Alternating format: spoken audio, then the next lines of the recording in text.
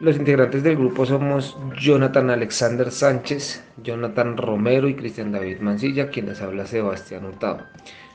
Bueno, para la psicología del deporte nosotros escogimos a Mike Tyson. Nos parece que por toda su trayectoria, vida personal y tipo de entrenamiento es un perfecto ejemplo para ponerlo y poder tocar el tema. Eh, bueno, Mike Tyson nació en Cumberland, en un hospital en Brooklyn, Estados Unidos, el 30 de junio de 1966. Bueno, su partida de nacimiento indica que su padre fue Percy Tyson, pero este nunca lo conoció. Eh, y desde acá empezó una vida, una serie de acontecimientos que lo marcan. Eh, Estuvo en la correccional, tenía delitos desde que era un niño pequeño, a los 12 años ya tenía cargos en su contra por robo, por disputas, siempre fue un chico problema en cualquiera de los sitios donde estuvo, demasiado agresivo, demasiado impulsivo, cosas que tiempo después su entrenador aprovecharía para potenciar su comportamiento dentro del cuadrilátero, teniendo en cuenta que Mike Tyson es el mejor boxeador de finales del siglo XX, con más títulos, rompe récord del título ganado más joven con tan solo 20 años del título mundial, cuando vence a Trevor Berbick. Y bueno, y de aquí en adelante una cantidad de títulos obtenidos y de diferentes récords como knockouts, como diferentes cosas que sucedieron. Su debut profesional fue el 6 de marzo de 1985 en Albania, Nueva York. Derrotó al puertorriqueño Ertos Mercedes en el primer asalto y de aquí para allá se empieza a ver eso y es que entraba y peleaba con tal energía que siempre estaba derrotando a sus contrincantes bien con knockout en los primeros rounds. De aquí es supremamente rápido, como les contaba anteriormente. En 1986 gana su primer título mundial. eh, de ahí en adelante empieza a hacer una racha de victorias que no paran en 1992. Luego de una larga época de ser el mejor, fue encarcelado por la violación de Sin Washington, una modelo de 18 años. El 26 de marzo fue sentenciado a 10 años, eh, 6 en prisión y 4 en libertad condicional. Fue liberado por buena conducta en marzo de 1995. Regresa al ring ese mismo año. Él se seguía entrenando en la cárcel. Volvió a ganar el título mundial en 1996, pero lo perdió contra Evander Holyfield pocos meses después, en 1997. Hay una revancha luego de esto, que es donde de nuevo se enfrenta a él y este lo muerde y le arranca un pedazo de la oreja derecha a su oponente. Y pues lógicamente es expulsado y se da la pelea por terminado. Siguió peleando y a los 35 años volvió a intentar luchar por el título mundial ante Lennox Lewis, pero fue derrotado. Se retiró 3 años más tarde de esto.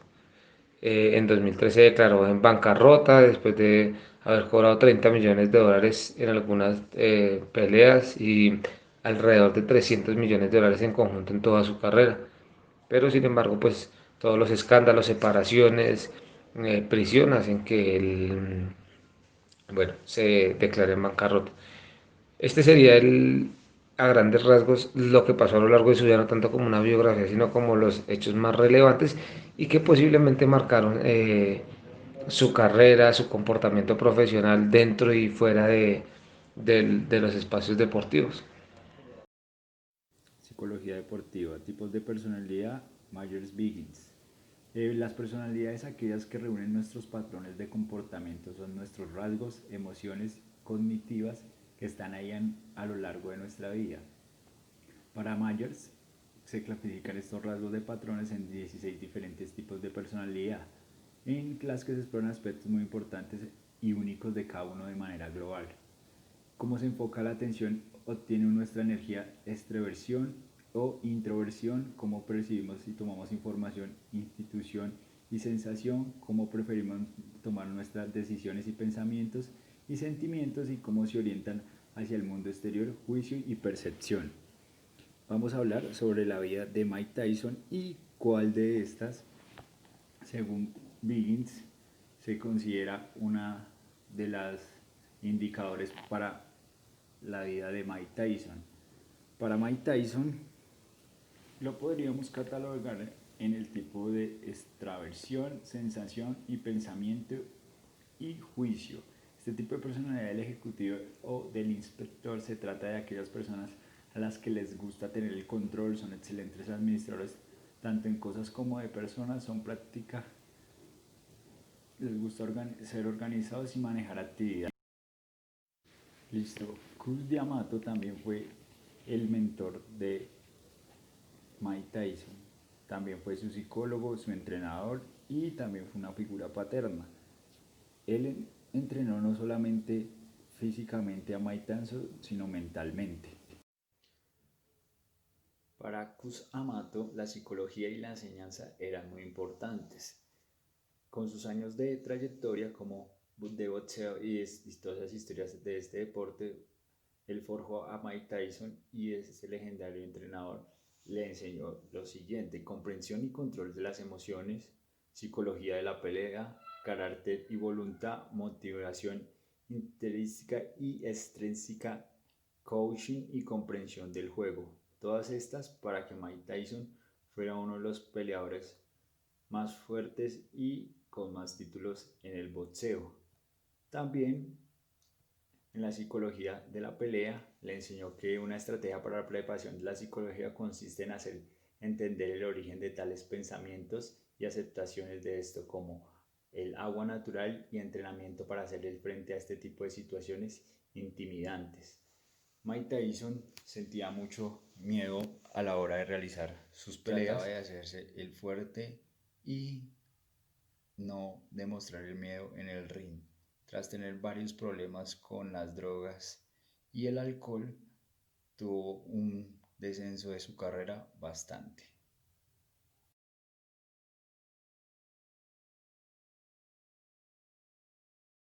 Estrategia de entrenamiento de Mike Tyson.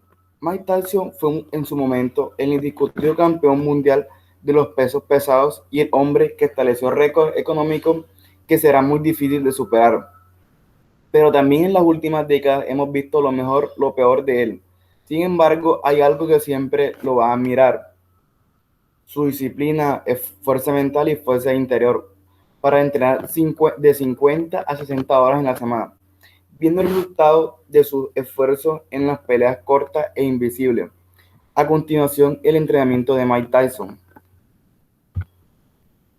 Boxeo de sombra. Cus creía que el boxeo de sombra era el ejercicio más importante en el que el luchador puede participar. En una entrevista mencionó que allí es donde un luchador construye sus hábitos y es por eso que es importante enfocarse durante este ejercicio. La técnica del entrenador se basaba en pelear con la sombra como si fuera la caja de pelea, lanzando cada golpe con extrema intensidad y con toda potencia, de tal forma de que Mike lograra tan duro y con una forma perfecta como podía cada vez. Saco pesado. Dentro del entrenamiento de Mike Tyson, el acondicionamiento era ciertamente importante, pero cuando Mike trabajó con el saco a principios de su carrera, se trabajaba principalmente de tres cosas: formar, combinar y poder. Kut también llamaría combinaciones de números y conseguiría que Mike perfeccionara el flujo, la velocidad y el tiempo de cada golpe. Tenían su propio sistema numérico único. De esta manera, cuando decían las combinaciones en una pelea, sus oponentes no sabían lo que estaban a punto de recibir. Entrenamiento de defensa. Antes de que le diera por arrancar orejas, Tyson era un excelente golpeador de contraataque. Entrenar con Almohadilla le permitía esquivar los golpes que venían hacia él. Parecía que un gran parte del entrenamiento giraba alrededor del deslizamiento de tiro después de cada combinación. El constante entrenamiento puede funcionar tanto con la visión periférica como las tomas de tiempo que giran alrededor de su línea de visión, al igual que todos los ejercicios de entrenamiento. Se aseguró de mover la cabeza después de cada combinación y lanzar combinaciones después de mover la cabeza.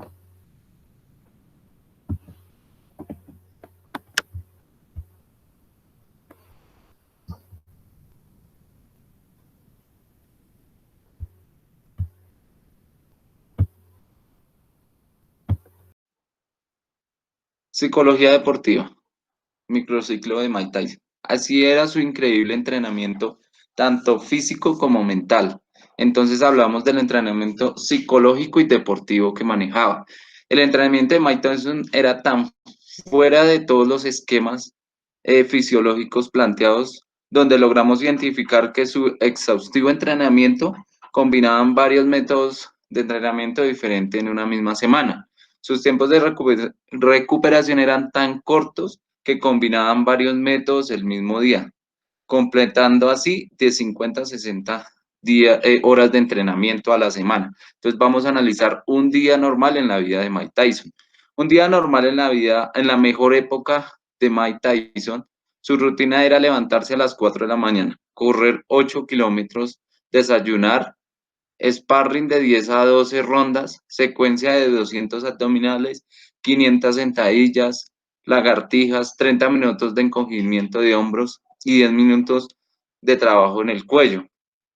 Después de un descanso para almorzar, le seguían 6 rondas de combate, bolsas de deslizamiento, cuerdas de saltar, trabajo de almohadilla y bolsa de velocidad.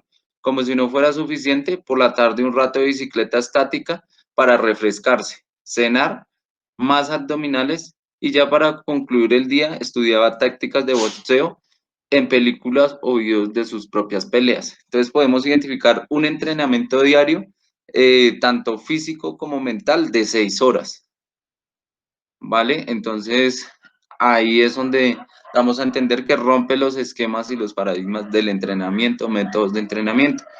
Con esto podemos entender que los tipos y métodos de entrenamiento eran los más predilectos en el entrenamiento del deportista, era continuo, repetición y competición. ¿Por qué? Porque en la misma semana hacía un sparring, en la misma semana hacía cardiovascular y en la misma semana realizaba repeticiones exhaustivas. Ya en el tema de aspectos psicológicos en el deportista, se marcó una secuencia descendente en la carrera de Mike Tyson, desde lo más fuerte intimidación psicológica a perder el control en una pelea, llegando a la descalificación. Durante su entrenamiento con Cus D'Amato, su aspecto psicológico jugaba a favor de Mike Tyson, ya que su cuerpo resistía esos entrenamientos tan desgastantes y su mente estaba enfocada en ganar en todos los aspectos, teniendo en cuenta la ética, la diferencia entre entrenamiento, entre deporte, entre el boxeo y los problemas personales que van a un lado de todo lo que se relacionaba en el entrenamiento. Luego de la muerte de Cus D'Amato, Mike Tyson cae en una depresión y un desenfoque psicológico, tanto así que empieza a descender su forma de entrenar. Entonces ya no hacía 50, 60 horas, sino entrenamientos de 2, 3 horas diarios, con descansos interválicos, y ya empezaba a afectar su condición física, su resistencia cardiovascular iba disminuyendo y sus problemas personales empezaron a invadir todo el tema deportivo. Entonces, su forma de entrenar pues fue descendiendo y su única motivación está enfocada hacia el odio y el racismo inculcado por su nuevo manager Don King, quien se le acredita la destrucción psicológica de la carrera de Mike Tyson. Lamentablemente, este señor Don King utilizó a Mike Tyson hasta el punto de que lo dejó en la quiebra y estaba en la quiebra y aún así tenía que trabajar para Don King.